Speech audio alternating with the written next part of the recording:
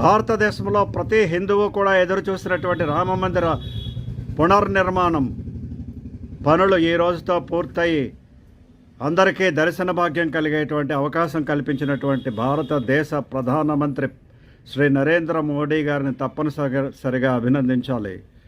ఎందుకంటే ఎందరో ప్రాణత్యాగాలు, ఇంకెంతమందో వ్యయ ప్రయాసల కోర్చి నిర్మించినటువంటి హిందూ దేశంలోనే రామమందిర నిర్మాణానికి ఇంత శ్రమపడి ఎన్నో ఏళ్ళు ఎదురు చూసి అయోధ్య రాముడు పుట్టినటువంటి ప్రదేశంలో రామమందిర నిర్మాణానికి ఇంతకాలం పట్టింది.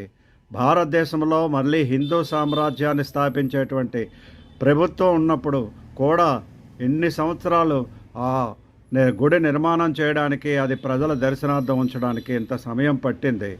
అయినప్పటికీ కూడా తప్పనిసరిగా ప్రతి ఒక్కరూ ఈ విషయాన్ని స్వాగతిస్తున్నారు.